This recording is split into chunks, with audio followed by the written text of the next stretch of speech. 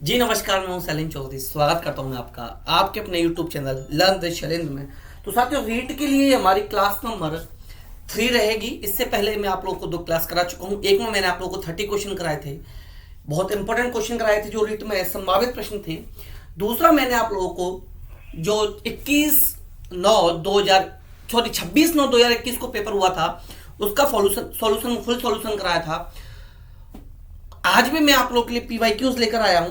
PYQ कराने का reason ये है, मैं ये चाह रहा हूं कि 2-3 दिन में मैं आप लोगों को पीवाईक्यूज करा दूं, जिससे आप लोगों को एक आइडिया हो जाए कि ईवीएस में किस टाइप के प्रश्न पूछे जाते हैं। और मंडे से हमारी 1-2 क्लास और एक्स्ट्रा लगने लगेगी। 2 से 3 क्लासेस मंडे से आपको मिलने लगेंगी रीट के लिए। तो आप लोगों को बिल्कुल भी परेशान होने की जरूरत नहीं है। फुल सिलेबस आप लोगों को कंप्लीट कराया जाएगा और सिलेबस कंप्लीट कराकर आप लोगों को प्रैक्टिस भी धुआंधार आप लोगों को कराई जाएगी। जिन लोगों ने फॉर्म फिल नहीं किया, आप लोग जल्द से जल्द फॉर्म फिल कर लीजिए। 15 जनवरी लास्ट डेट है। ध्यान रखिए, गलती मत कीजिएगा फॉर्म फिल करने में, क्योंकि करेक्शन तो मौका दिया जा रहा है, लेकिन करेक्शन की जो फीस है भाई, वो फॉर्म की फीस के बराबर ही है। फॉर्म की फीस 550 रुपीज है और करेक्शन की फीस भी इन्होंने 500 रखी है। कोशिश कीजिएगा गलती आप लोगों से ना हो। तो चलिए देर न करते हुए वीडियो को हम लोग शुरू कर लेते हैं। वीडियो शुरू करने से पहले अगर आप लोग चैनल पर नए हैं या अभी तक अपने चैनल को सब्सक्राइब नहीं किया है, आप लोग चैनल को सब्सक्राइब कर लीजिएगा, वीडियो को लाइक एंड शेयर कर दीजिएगा। चलते हैं क्वेश्चन नंबर 1 पर। क्वेश्चन नंबर 1 पर चलते हैं। ओरिजिनल पेपर से कराऊंगा, एक भी क्वेश्चन बनावटी नहीं होगा। एक एक क्वेश्चन आपका रीट के अंदर पूछा हुआ क्वेश्चन होगा, वही क्वेश्चन आप लोगों को 30 आज यहां पर कराए जाएंगे। एक एक क्वेश्चन रीट में आया हुआ है, ठीक है ना। तो चलिए without wasting our time class को स्टार्ट कर लेते हैं क्वेश्चन नंबर 1 के साथ। क्वेश्चन नंबर 1 हमारे यहाँ पर रहने वाला है, ठीक है। 121 से है, यानी कि सेक्शन 5 जो था उसमें आप लोगों का ये आता है। तो देखिए, पेपर ओरिजिनल पेपर लिया है, मैं फिर कह रहा हूं पेपर यही था, उसी की पीडीएफ मैंने डायरेक्ट उठाई है, जिससे आप लोगों को मैं यकीन दिला सकूं कि ओरिजिनल पेपर ही है, ठीक है भाई। 121 से 5th पार्ट जो आता है वो उसमें ईवीएस का ही आता है। ये क्वेश्चन मैंने कल भी करा दिया था, क्योंकि इससे रिलेटेड अलग अलग घुमा के पूछे थे। तो ये चारों के चारों बहुत ज्यादा इंपॉर्टेंट है, इनमें से कोई भी पूछ लेता है। तो चारों के बारे में हम लोग यहाँ पर देख लेते हैं कि राजस्थान में कौन से लोक देवता का संबंध लाछा गुजरी की प्रार्थना से है। कौन से ऐसे देवता हैं जिनका संबंध लाखा गुजरी की प्रार्थना से है। First option Goga ji, second option Pabu जी, थर्ड ऑप्शन है रामदेवी और फोर्थ ऑप्शन है तेजा जी। तो मैंने आपको सभी ऑप्शंस के बारे में बताया था कि गोगा जी क्या माने जाते हैं। गोगा जी मैंने बताया था आपको सांपों के देवता माने जाते हैं। गोगा जी के बारे में मैंने आपको बताया था थोड़ा सा, क्या माने जाते हैं भाई, ये सांपों के देवता माने जाते हैं। सांपों के देवता याद रखिएगा इनके बारे में, ठीक है। इनको सांपों का देवता कहा जाता है, किसको, गोगा जी को सांपों के देवता। पाबू जी, रामदेव जी और तेजा जी। पाबू जी क्या होते हैं, ऊंटों के देवता माने जाते हैं। जब ऊंट बीमार होते हैं उनकी पूजा की जाती है, ऊंटों के देवता माने जाते हैं पाबू जी, ठीक है भाई। थर्ड आते हैं रामदेव जी, ये छुआछूत से संबंधित थे। मैंने बताया था इनकी पूजा कहाँ कहाँ होती है, गुजरात और राजस्थान के अंदर होती है, छुआछूत से संबंधित। तो आपके पास अब एक ही ऑप्शन बचता है कि कौन से देवता, लोक देवता संबंध लाछा गुजरी से। तो एक ऑप्शन जो है ऑप्शन नंबर डी, लाछा गुजरी से संबंधित है, ये तेजा जी हैं। ऑप्शन नंबर 4 जो है आपका करेक्ट आंसर यहां पर बन जाएगा। नेक्स्ट क्वेश्चन नंबर 22, 122वें नंबर का क्वेश्चन है। Choose right group of means of transport bye roadways. Roadways के द्वारा भाई, जीप, स्कूटर, नाव। नाव नहीं होती, एलिमेंट करके चलेंगे, ठीक है। नाव कैसे होती है भाई, नाव रोडवेज का साधन नहीं है, ठीक है। सड़क मार्ग पूछा है। Cycle, car, jet. जेट नहीं, हवाई का है भाई। बस, ट्रक, ई रिक्शा हो सकता है। बैलगाड़ी, ऊंट, फ्लाइंग कार नहीं है। तो क्या बचता है, ऑप्शन सी, बस, ट्रक, ई रिक्शा, यानी कि option C correct answer. Option C correct answer. ये सब क्वेश्चन आप लोगों से पूछा गया था, घबराने की जरूरत नहीं है। ईवीएस में 30 में से 30 दिलवाऊंगा, मैथ में 30 में 30 दिलवाऊंगा, हिंदी में 30 में 30 दिलवाऊंगा, इंग्लिश की प्रैक्टिस से धुआंधार कराऊंगा, सीडी की प्रैक्टिस से धुआंधार कराऊंगा। 3 सब्जेक्ट में 80+ नंबर दिलाऊंगा, इतनी गारंटी में ले रहा हूँ आप लोगों से, ठीक है। बिल्कुल भी परेशान मत हो, बस चैनल को सब्सक्राइब कर लो और डेली जो पढ़ाया जा रहा है लगातार उसको करते चलो। डेली जो पढ़ाया जा रहा है इसको लगातार करते चलो। याद रखना आप लोग क्या करना है भाई, डेली जो पढ़ाया जा रहा है उसको आप लोग करते चलो। ऑप्शन 4, ऑप्शन 123, किस रोग के कारण रक्त में प्लेटलेट्स की संख्या कम हो जाती है। प्लेटलेट्स की संख्या कम किस में होती है, चिकन पॉक्स में होती है, मधुमेह में होती है, एमीबा बीएस में होती है और डेंगू में होती है। तो आप जानते हैं प्लेटलेट्स किस में डाउन हो जाती है भाई, जब हमें फीवर आ जाता है, डेंगू हो जाता है, उसमें प्लेटलेट्स कम हो जाती हैं, प्लेटलेट्स हमारी कम हो जाती हैं। लेडीज में जरूरी नहीं है कि डेंगू हो तभी प्लेटलेट्स डाउन हो, कभी कभी बिना डेंगू के भी हो जाती हैं, जैसे लेडीज प्रेग्नेंट हो तब उनमें खून की कमी आ जाती है, एनीमिया की कमी आ जाती है, B12 की किस्म में कमी हो जाती है, तो ये चीज फिर भी हो जाती है, ठीक है ना। ये चीज भी आप लोग याद रखिएगा। अगला क्वेश्चन नंबर 124, 124 नंबर का क्वेश्चन है कि निम्न में से किसे राजस्थान का मैनचेस्टर कहा जाता है। इंग्लिश में भी देख सकते हैं आप लोग, ठीक है, इंग्लिश वाले भी देख सकते हैं। निम्नलिखित में से किसे राजस्थान का मैनचेस्टर कहा जाता है, किसे कहा जाता है राजस्थान का मैनचेस्टर।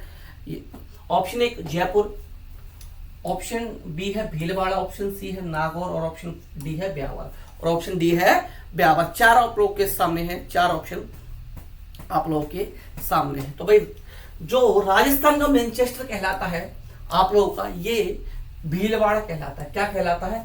भीलवाड़ा कहलाता है। ऑप्शन नंबर 2 जो है करेक्ट आंसर बनेगा। और सबसे ज्यादा कपड़े का उत्पादन यही होता है। क्या होता है? कपड़े का उत्पादन सबसे ज्यादा। किसका उत्पादन? कपड़े का उत्पादन, कपड़ा उत्पादन होता है यहाँ पर सबसे ज्यादा। ब्यावर के बारे में एक चीज याद रखिएगा, मैंने बताया ब्यावर के बारे में कल भी मैंने बताया था। एक चीज के बारे में याद रखिएगा जो सबसे इंपॉर्टेंट है, इसको सीमेंट शहर भी कहते हैं। ब्यावर को सीमेंट शहर भी कहा जाता है। क्या कहा जाता है इसको? सीमेंट शहर भी कहा जाता है, क्योंकि सबसे ज्यादा जहां उत्पादन जो होता है उत्तर भारत में सबसे ज्यादा सीमेंट का उत्पादन यही होता है। तो मैं इसके बारे में लिख देता हूं, उत्तर भारत में सबसे ज्यादा सीमेंट उत्पादन, सबसे ज्यादा सीमेंट उत्पादन कहां होता है भाई? ब्यावर के अंदर होता है, उत्तर भारत में सबसे ज्यादा। ठीक है, याद रखिएगा। ऐसे क्या कहा जाता है, इसलिए इसको क्या कहा जाता है याद रखिएगा, सीमेंट शहर भी इसको कहा जाता है। ठीक है, याद रखिएगा। चलिए अगले क्वेश्चन पे चलते हैं। नेक्स्ट क्वेश्चन 125, क्वेश्चन में 125, सोनार दुर्ग कहां स्थित है? क्वेश्चन में 125 है, सोनार दुर्ग कहां स्थित है? ठीक है, 4 ऑप्शन जैसलमेर, जयपुर, भरतपुर, राजसमंद। भरतपुर, राजसमंद, 4 आपके पास ऑप्शन दे रखे हैं। कहां पर है? तो देखिए मैंने एक साथ कल कराया था, सोनार दुर्ग जो स्थित है आपका जैसलमेर में है। कहां है? जैसलमेर में है। राव जैसल ने इसको बनवाया था। और कब बनवाया था राव जैसल ने इसको? 1156 में बनवाया था। कब? राव जैसल ने बनवाया। कब बनवाया भाई? 1156 में। कब बनवाया? 1156 में बनवाया। कब बनवाया था इसको? 1156 में बनवाया था। इसको याद रखना। अच्छा, कौन से पत्थर से बना है ये भी पूछ लिया जाता है। तो ये बलुआ पत्थर से बना है। किससे बना है भाई?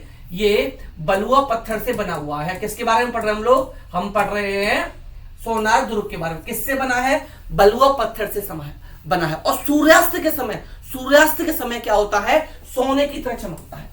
सोने की तरह ये चमकता है सूर्यास्त के समय, याद रखना। ये सब कुछ किसके बारे में पढ़ा हमने?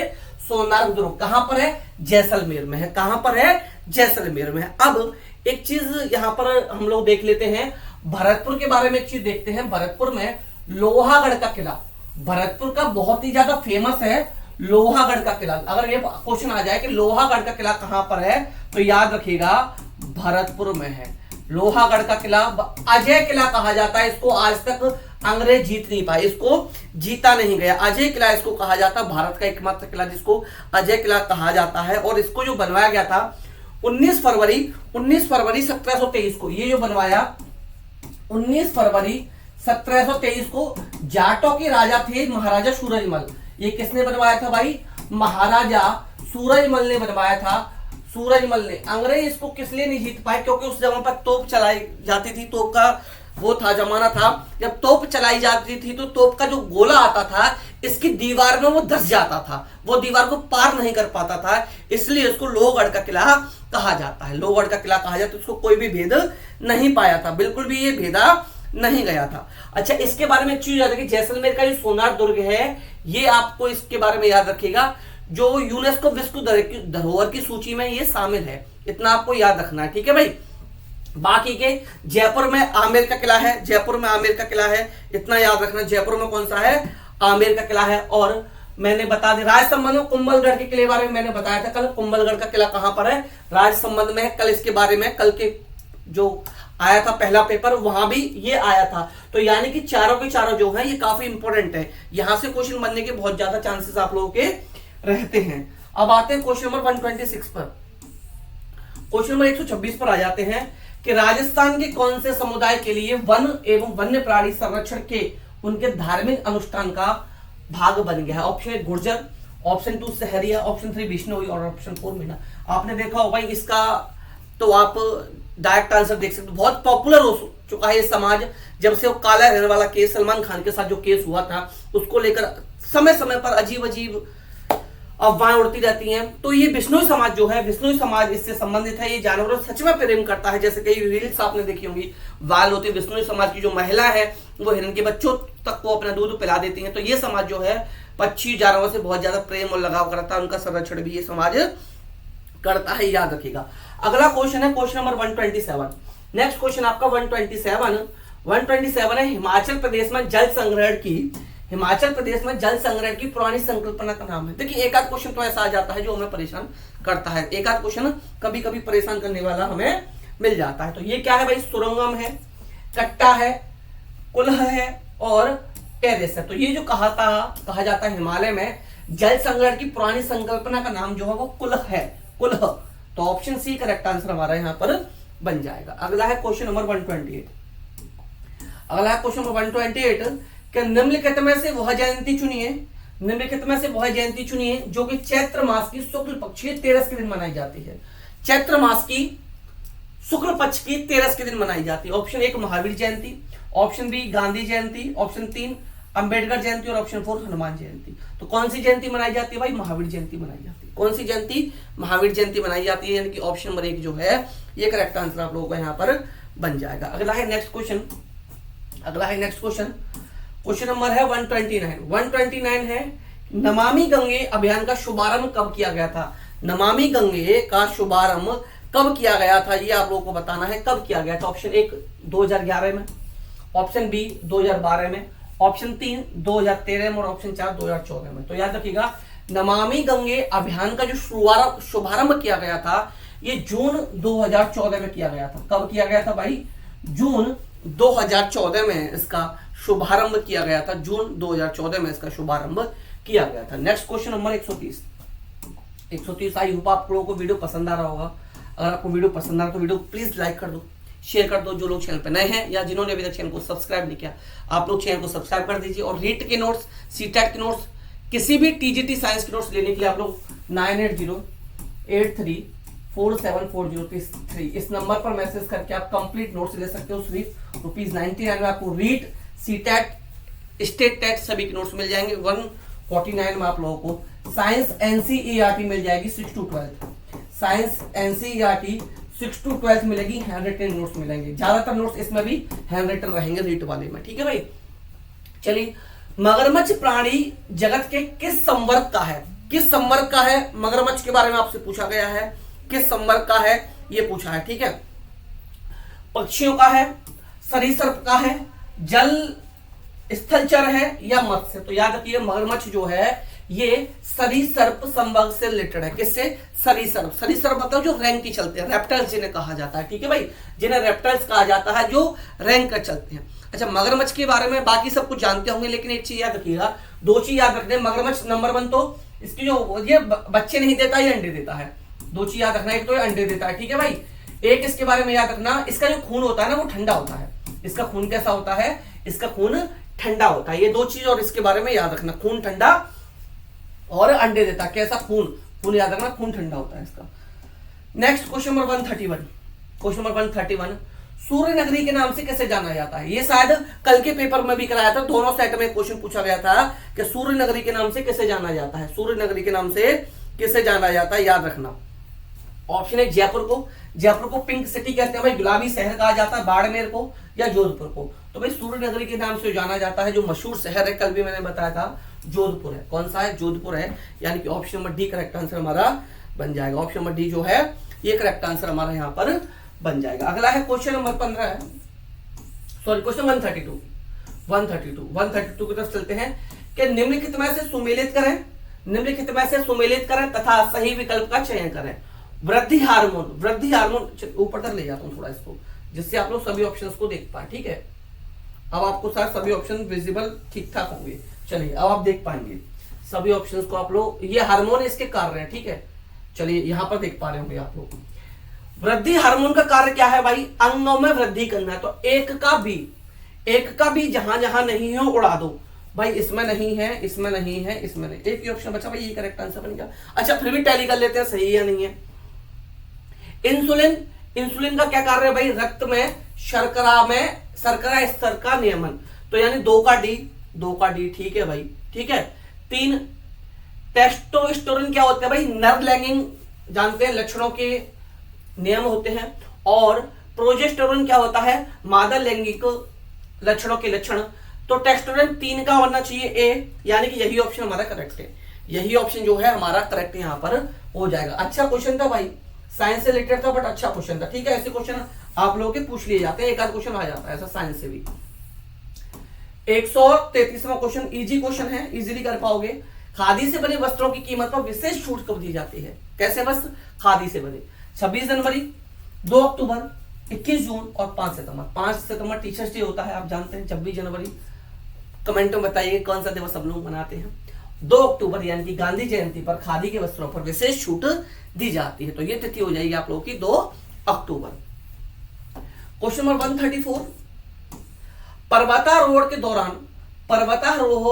के दौरान सांस लेने में कठिनाई का मुख्य कारण क्या है? खड़ी ढलान, अत्यधिक ठंडा मौसम, कम वायुदाब और बर्फीली हवा। कम वायुदाब और बर्फीली हवा। एक चीज आप जानते हैं, जब हम पहाड़ों पर जाते हैं, ऊंचाई पर जाते हैं, तो वहां क्या होता है? हवा का घनत्व तो कम हो जाता है। क्या होता है भाई? हवा का घनत्व तो कम हो जाता है। क्या होता है? घनत्व तो कम हो जाता है। ठीक है, हवा का घनत्व कम हो जाता है, इसलिए हमें सांस लेने में कठिनाई होती है। तो यहां पर जो करेक्ट आंसर बन जाएगा लो एयर प्रेशर यानी कि कम वायु दाब। तो ऑप्शन नंबर 4 हमारा करेक्ट आंसर बन जाएगा। ऑप्शन सी जो है ये हमारा करेक्ट आंसर यहां पर इस क्वेश्चन के लिए बन जाएगा। अगले क्वेश्चन की तरफ चलते हैं। क्वेश्चन नंबर 135 है हमारा। निम्नलिखित में से कौन से पर्यावरण के अजैविक घटक के अंतर आते हैं? कल मैंने बताया था भाई जैविक घटक और अजैविक घटक। जैविक और अजैविक मैंने आप लोगों को बताए थे। तो पादप, जंतु और जीवाणु, ये तीनों के तीनों कैसे हैं भाई? ये तीनों जैविक घटक हैं। ये कैसे हैं? जैविक घटक है। इसमें मनुष्य भी मैंने बताया था भाई, मनुष्य भी इसी में आ जाता है। ठीक है, हम लोग भी इसी में आते हैं। अजैविक यानी कि ऑप्शन बी करेक्ट आंसर हो गया। इसमें कौन सा आ जाएगा? पर्वत आ गया, पहाड़ आ गया, ठीक है, जल आ गया, वायु हो गया, मिट्टी हो गया। ये सभी के सभी क्या है? अजैविक घटक, यानी जान नहीं होती। एक तरीके से सीधा ये समझ लो, सीधा इस तरीके से आप लोग इसको समझ सकते हो। ठीक है, अगले क्वेश्चन की तरफ चलते हैं। क्वेश्चन नंबर, वीडियो पसंद आ रहा हो तो वीडियो को लाइक एंड शेयर प्लीज करते चलना। जो लोग चैनल पर नए हैं या जिन्होंने अभी तक चैनल को सब्सक्राइब नहीं किया, आप लोग चैनल को सब्सक्राइब जरूर कर लेना। निम्नलिखित में से रेशम कीट का भोजन कौन सा है? रेशम कीट का भोजन निम्नलिखित में से कौन सा है आपको बताना है। सहतूत की पत्तियां हैं, जामुन की पत्तियां हैं, या नीम की पत्तियां हैं, या आम की पत्तियां हैं। तो छोटा सा क्वेश्चन, इजी सा आंसर। सहतूत की पत्तियां रेशम कीट को बहुत प्यारी होती है, ये इसका भोजन होता है। और रेशम कीट के बारे में कहा जाता है कई किलोमीटर दूर से ये अपनी मादा को पहचान लेता है। यो कहावत जो हो, गाना सुना होगा, तू धरती पे चाहे, मैं कई बार सुना चुका हूं भाई, आवाज सही नहीं है ना। जहां भी रहेगी तुझे तेरी खुशबू से पहचान लूंगा। तो रेशम कीट क्या होता है? अपनी मादा को कई किलोमीटर दूर से उसकी खुशबू से पहचान लेता है। कौन? रेशम कीट पहचान लेता है भाई। क्वेश्चन 137। चलिए 137 पर चलते हैं भाई। क्या दे रखा है इसमें? निम्न तंबाकू में कौन सा एल्केलाइड पाया जाता है? तंबाकू में कोकेन, कैफीन, मार्फिन या निकोटीन, कौन सा पाया जाता है भाई? तंबाकू में कौन सा पाया जाता है ये बताना है। कौन सा पाया जाता है ये बताना भाई। तो तंबाकू में पाया जाता है निकोटीन। तंबाकू में क्या पाया जाता है? निकोटीन पाया जाता है। कोकीन कहां पाया जाता है? कोका पौधा से मिलता है। कोकीन जो होता है कोका पौधा से मिलता है भाई। कोकीन जानते ही होंगे भाई, चलो नहीं जानते तो बहुत अच्छी बात है, जो लोग नहीं जानते अच्छी बात है, बस इतना जान लो इसके बारे में कि कोकीन क्या होता है, कोका पौधा से मिलता है। बात आ जाती है कैफीन की। कैफीन किस में पाया जाता है भाई?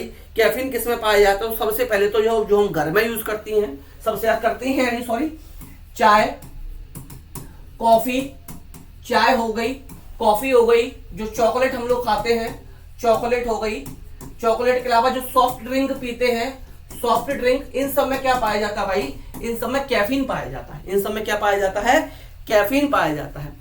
मॉर्फिन, मॉर्फिन कहां से मिलता है, अफीम के पौधे से मिलता है। ये कहां से मिलता है, अफीम के पौधे से मिलता है, अफीम के पौधे से। एक क्वेश्चन के साथ साथ आपके 4-4 क्वेश्चन यहां पर तैयार होते जा रहे हैं, एक क्वेश्चन के साथ साथ 4-4 क्वेश्चन आप लोगों के तैयार यहां पर हो रहे हैं। क्वेश्चन 138, 138 में चलो भाई, रेबीज रोग का कारण है, रेबीज रोग का कारण क्या होता है, रेबीज रोग का कारण क्या होता है, ये बताना, रेबीज रोग का कारण क्या होता है। ठीक है भाई, ये बताना है रेबीज रोग का कारण क्या होता है। वायरस, प्रोटोजोआ, बैक्टीरिया और माइकोप्लाज्मा।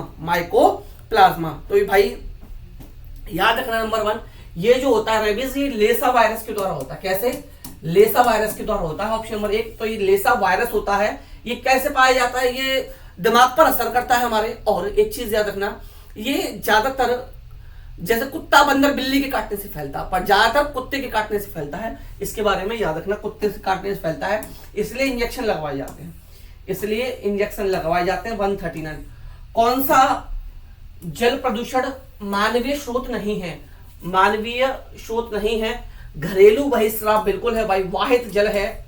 औद्योगिक बहिस्राव, ह्यूमस पदार्थ। और इनमें से देखिए, ये मैं होमवर्क के लिए दे रहा हूं, 2 ऑप्शन और एलिमिनेट करके दे रहा हूं, 2 ऑप्शन आपको बताने, क्वेश्चन को इजी कर दूंगा। एक क्वेश्चन और होमवर्क में दूंगा, डेली दूंगा। आपको क्या करना है, इस क्वेश्चन का आंसर कैसे देना है, क्वेश्चन 139। और क्वेश्चन 139 का आंसर देखिए, मैं जो 2 है उनको कट कर दे रहा हूं, ठीक है। घरेलू बहिस्राव इसको कट कर देता हूं, औद्योगिक बहिस्राव इसको कट कर देता हूं। ऑप्शन आपको बी और डी, जो करेक्ट आंसर हो वो लिखना है, जो करेक्ट आंसर हो वो लिखना है कि आपका करेक्ट आंसर क्या बनेगा। एक क्वेश्चन आपके होमवर्क के लिए कि करेक्ट आंसर क्या बनेगा, ये आपको बताना है कमेंट में कि इसका करेक्ट आंसर क्या बनेगा। क्वेश्चन नंबर 140 पर आते हैं। क्वेश्चन 140, जंतु से प्राप्त रेशे का उदाहरण है।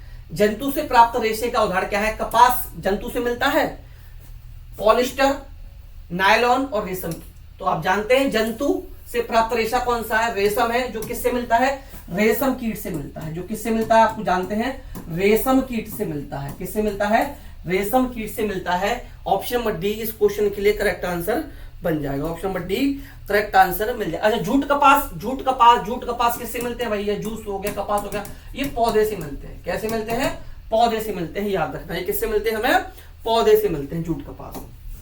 नेक्स्ट चलिए, नेक्स्ट 141, क्वेश्चन नंबर 141, मूल्यांकन का मुख्य उद्देश्य क्या है।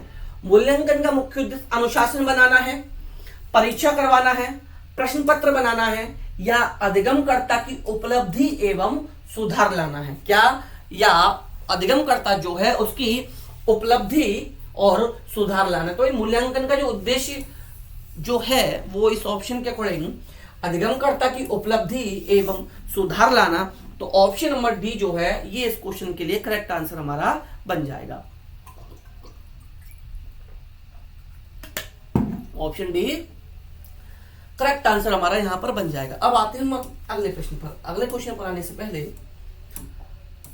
अगर आप लोग भाई चैनल पर नए हैं तो चैनल को कर लेना सब्सक्राइब, चैनल को करना है सब्सक्राइब, वीडियो को कर देना लाइक, शेयर कर देना। और यहां पर अगर आपको नोट्स लेने हो तो आप लोग क्या करना है, रीड के नोट्स 9808347403 इस नंबर पर मैसेज करना। रीड पेपर फर्स्ट हो, पेपर 2 हो, किसी भी के नोट्स में ले सकते हैं आप लोग। ₹99 में आपको नोट्स मिल जाएंगे रीड के, पेपर 1 पेपर 2 दोनों के लिए। और दोनों के कोई लेगा तो मैं उसको ₹149 में दे दूंगा, दोनों के लेगा 149 में मिल जाएंगे। अच्छा, अब आप लेना चाहें, अगर आप तैयारी कर रहे हैं, किसकी तैयारी, अगर आप लोग कर रहे हैं साइंस की, टीजीटी साइंस की आप प्रिपरेशन कर रहे हैं, चाहे वो स्टेट हो टीजीटी साइंस, चाहे वो स्टेट हो या सेंट्रल का SCI ठीक है भाई, टीजीटी, तो इसके नोट्स मिल जाएंगे आपको ₹149 में। क्या क्या मिलेगा इसमें, 6 to 12 आपको NCERT के हैंडरिटन नोट्स मिलेंगे, NCERT बुक के हैंडरिटन नोट्स मिलेंगे। ये काफी इंपॉर्टेंट आप लोग के लिए रहने वाले हैं, क्योंकि आप जानते हैं टीजीटी किसी की भी तैयारी अगर आप कर रहे हैं तो सबसे ज्यादा इंपॉर्टेंट जो होता है वो NCERT की बुक हो जाती है। चाहे आप राजस्थान की तैयारी कर रहे हैं, राजपीएससी ग्रेड 2 जैसे कहा जाता है, चाहे आप तैयारी कर रहे हैं यूपी टीजीटी की, MP टीजीटी की, चाहे आप तैयारी कर रहे हैं KVS की, NVS की, DSSS की, AMRS की, टीजीटी की प्रिपरेशन में, इससे बेस्ट आपके लिए पढ़ने के लिए कुछ भी नहीं है। इससे बेस्ट कुछ भी नहीं है। तो देखिए यहाँ पर आप पूछा है रबी की फसल का उदाहरण है, रबी की फसल का उदाहरण है, ये आप लोगों से पूछा गया है कि रबी की फसल का उदाहरण आप लोगों से पूछा है कि भाई क्या है। तो देखिए इसके जो उदाहरण हो जाएंगे रबी की फसल के, गेहूं, चना, जौ, सरसों, और एक नाम और ऐड कर लीजिए इसमें अलसी। जो अलसी दे रखा है ये नाम और यहां पर ऐड कर लीजिए, ये नाम और आप लोग यहां पर ऐड कर लीजिए। एक और पूछ लेता है मटर। चलिए ये 6 नाम याद रखिएगा। ये क्या है? रबी की फसल है। ये क्या है? अक्टूबर नवंबर में बोई जाती है। ऑप्शन के अकॉर्डिंग देख लेना, जैसा ऑप्शन हो उसके अकॉर्डिंग देख लेना। मोटा मोटा बता रहा हूं, अक्टूबर नवंबर में बोई जाती है, मार्च अप्रैल में काटी जाती है, मार्च अप्रैल में काटी जाती है। रबी की फसल होती है कौन कौन सी? गेहूं, चना, जौ, सरसों, अलसी, मटर। ये सभी के सभी कैसी फसल है भाई? हमारी रबी की फसल। अब बचते हैं 3, मूंगफली, मक्का, सोयाबीन। ये कैसी है भाई? ये खरीफ फसल है। ये कैसी है? खरीफ की फसल है। अब कुछ होती है जायद की फसल, कुछ कैसी होती है यहां बता देता हूं, जायद की फसल होती है। कैसी होती है भाई? जायद की फसल। तो जायद की में क्या क्या आ जाएगा? जो जायद की फसल है ना उनमें क्या क्या आ जाता है याद रखना, खीरा, तरबूज, तरबूज हो गया, खरबूज,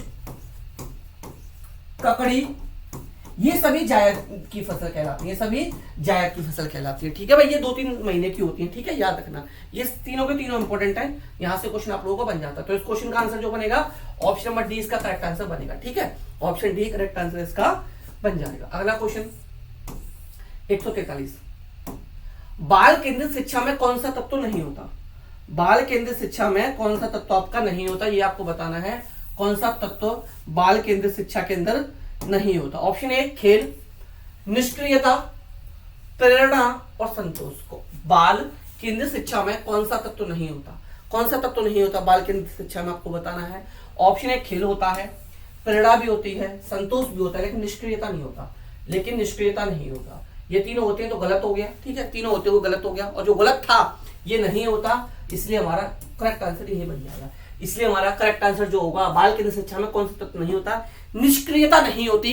इसलिए ये ऑप्शन हो गया रॉन्ग, और रॉन्ग ही हमसे पूछा है क्योंकि नहीं आ गया। और जहां नहीं आ जाता भाई ऐसे क्वेश्चन को हमें बहुत ध्यान से सॉल्व करना पड़ता है। ऐसे क्वेश्चन को मैं बहुत ही ज्यादा ध्यान से सॉल्व करना पड़ता है कि कोई भी गलती हमसे ना हो जाए। तो भाई वीडियो को लाइक कर दो भाई, जल्दी से फटाफट लाइक कर दो। जितने लोग देख रहे हैं, जितने व्यूज उतने लाइक आने चाहिए। और जो लोग चैनल पर नए हैं या जिन्होंने अभी तक चैनल को सब्सक्राइब नहीं किया, फटाफट से जाओ और चैनल को सब्सक्राइब कर लो। बेल आइकन जरूर दबा देना, जिससे जो भी नोटिफिकेशन वीडियो को आए वो आप लोगों को मिल सके, वो आप लोगों तक पहुंचना चाहिए। अगले क्वेश्चन पर चलते हैं, क्वेश्चन नंबर 144, 144 क्वेश्चन पर चलते हैं। प्राचीन काल में संदेशों का संचार कौन से माध्यम होता था? प्राचीन काल की बात की जा रही है। फैक्स से, मोबाइल से, हरकारे से और टेलीफोन से। आपके पास अगर आप इंग्लिश में जाते तो इजीली इसका आंसर निकाल पाते। मैसेंजर्स, पहले मैसेंजर्स थे, दूत भेजे जाते थे, मैसेंजर भेजे जाते थे, कबूतरों से भेजा जाता था। ठीक है ना, चिट्ठियां भी भेजी जाती थी, लव लेटर भी भेजे जाते थे। सब कुछ कैसे भेजा जाता था? हरकारे, यानी कि ऑप्शन सी करेक्ट हो जाए। फैक्स बाद में आया, टेलीफोन, मोबाइल ये अब आए। ठीक है ना, तो ऑप्शन सी करेक्ट आंसर बनेगा 144 में क्वेश्चन की। अगला क्वेश्चन हमारा क्वेश्चन नंबर 145 की तरफ चलते हैं। क्वेश्चन नंबर 145 हमारा रहने वाला है, श्रव्य दृश्य शिक्षण अधिगम सामग्री का उदाहरण है।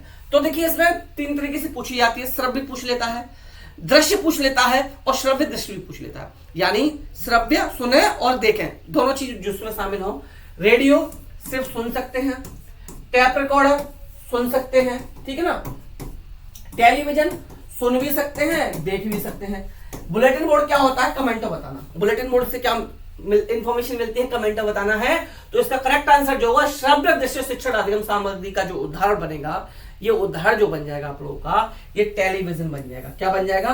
टेलीविजन आप लोगों का उदाहरण बन जाएगा। भाई जो भी लोग फॉर्म भरने में इंटरेस्टेड हैं, मैं एक सलाह देना चाहूंगा कि फॉर्म भरने में आप लोग देर मत करना। फालतू फिर डेट नहीं बढ़ती, कभी कोई प्रॉब्लम। अगर साइट सही चल रही है अभी तक तो भाई इजीली फॉर्म आप लोग जल्द से भर दो विदाउट वेस्टिंग ऑफ टाइम। गलत करना मत, मैंने बता दिया, गलत कर दोगे बहुत ज्यादा पछताओगे।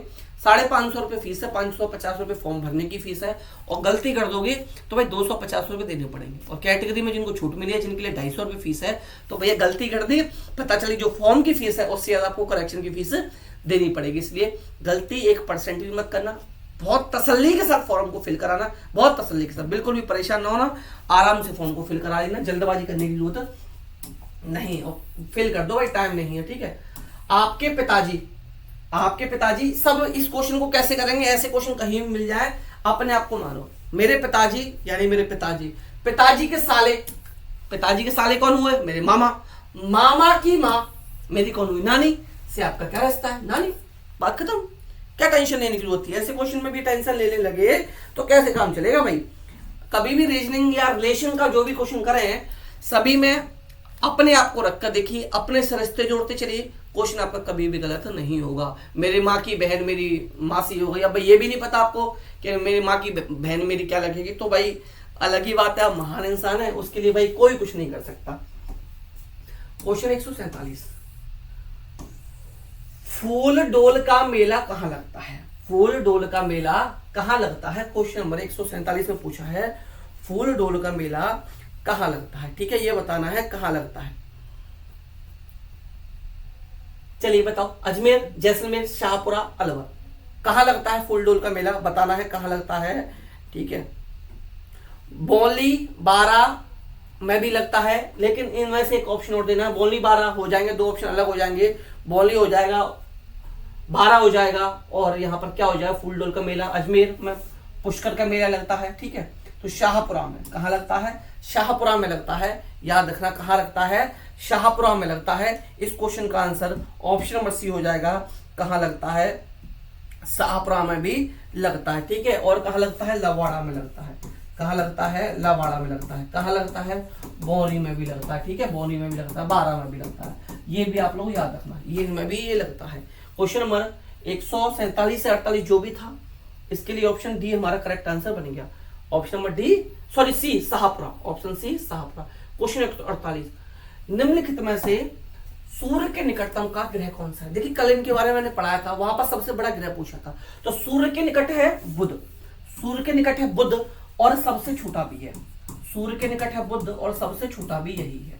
अच्छा, बृहस्पति क्या है, सबसे बड़ा है, बृहस्पति क्या है, सबसे बड़ा है। और सूर्य के दूरी के क्रम में देखिए, ये मान लीजिए सूर्य है, अब मैंने बताया था इससे दूरी के क्रम में देखिए, सूर्य के सबसे नजदीक है बुध, फिर आता है शुक्र, फिर आती है सूर्य से क्रम की दूरी में पृथ्वी, फिर आता है मंगल, फिर आता है बृहस्पति, फिर आता है शनि, फिर आता है अरुण, और फिर आता है वरुण। ये दूरी के क्रम में है भाई, ये दूरी के क्रम में, और सबसे छोटा बुध, सबसे बड़ा बृहस्पति। यह पूछा था सूर्य के निकटतम, सबसे नजदीक, तो सबसे नजदीक कौन है, सूर्य के, बुध है। और इनमें से दो ऑप्शन याद रखना, जिनके कोई भी चंद्रमा नहीं है या उपग्रह नहीं है। किनके नहीं है भाई, उपग्रह सभी के हैं, दो के नहीं है, दो के उपग्रह नहीं है, कौन कौन से हैं, बुध और शुक्र। बुध और शुक्र ऐसे ग्रह हैं जिनके उपग्रह नहीं है, ठीक है, बुध और शुक्र कोई भी उपग्रह नहीं है, ठीक है। पृथ्वी का एकमात्र उपग्रह क्या है, पृथ्वी का एकमात्र उपग्रह जो है चंद्रमा है, पृथ्वी का एकमात्र उपग्रह है, या पृथ्वी का चंद्रमा इसे कहा जाता है, वो एक ही है, चंद्रमा। और बुध और शुक्र का एक भी नहीं है, ठीक है, ये याद रखना। बाकी का ज्योग्राफी जो करेंगे हम लोग डिटेल में वहां पर देखते चलेंगे चीजें, वहां पर ज्योग्राफी का जब चैप्टर आएगा ये मैं कराऊंगा तो वहां पर देखेंगे। साइन को देखना है भाई, इस साइन को देखना है, नीचे दिया गया यात संकेत इंगित करता है चौराहा, पैदल पथ यात्रा, रेलवे क्रॉसिंग और संकरी पुलिया। तो चौराहा नहीं है, चलिए इस क्वेश्चन को मैं इसकी कह रहा था, इससे और पूछूंगा, सकरी पुलिया नहीं है। दो क्वेश्चन पूछने के लिए मैंने कहा था, अब या तो रेलवे क्रॉसिंग है या पैदल पथ है, तो कैसे आंसर दोगे। क्वेश्चन 149 सर कोई लिखेगा बी, कोई लिखेगा सी, तो जहां जो लिखना हो वो बताना, बाकी लोग कमेंट करते चलेंगे, कमेंट में आपको आंसर दे दूंगा कि इसका करेक्ट आंसर क्या है, कि इसका करेक्ट आंसर क्या है। चौराहा, रेलवे क्रॉसिंग, पैदल पाथ, सकरी पुलिया। मैंने दो ऑप्शन काट दिए, ए और डी काट दिए, बी और सी बचे हैं। ये मैं आपको डिटेल में पढ़ाऊंगा। ये एक क्वेश्चन यहां से पूछे जाने की पूरी संभावना ज्यादातर रहेगी। ये आपके सिलेबस का पार्ट है, हो सकता है एक क्वेश्चन यहां से पूछ ले। लास्ट क्वेश्चन पाने से पहले मैं फिर कहना चाहूंगा, अगर आप नोट्स लेने चाहते हैं रीट के अलावा सीटेट के, या सीटेट के अलावा किसी भी स्टेट टेट के आपको नोट्स लेने हैं, स्टेट टेट, ये सभी के सभी आपको नोट्स मिलने वाले हैं सिर्फ और रुपीज 99 में। किस नंबर पर मैसेज करना है, कॉल मत करना प्लीज, मैसेज करना 9808347440, इस नंबर पर मैसेज करके ले सकते हैं। टीजीटी साइंस के नोट्स लेना चाहें, टीजीटी साइंस के नोट्स भी आपको इसी नंबर पर मैसेज करके प्रोवाइड करा दिए जाएंगे। आई होप वीडियो आपको पसंद आ रहा होगा, तो वीडियो को लाइक कर दो, शेयर कर दो। जो लोग चैनल पर नए हैं या जिन्होंने अभी तक चैनल को सब्सक्राइब नहीं किया, आप लोग चैनल को भी सब्सक्राइब भी जरूर कर लीजिए। Last question of this video, हमारा राष्ट्रीय पंचांग है। हमारा राष्ट्रीय पंचांग क्या है भाई, जल्दी बताओ, हमारा राष्ट्रीय पंचांग क्या है। तो राष्ट्रीय पंचांग जानने से पहले हमें जानना चाहिए कि इसको सरकार ने कब अपनाया। सरकार ने 22 मार्च 1957 को अपनाया, ठीक है। अच्छा, अब इसका पहला महीना जो होता है ना, चैत्र होता है। इसका चैत्र पहला महीना होता है, चैत्र पहला महीना होता है। चैत्र माह में कौन सा त्योहार मनाया जाता है, बताना भाई।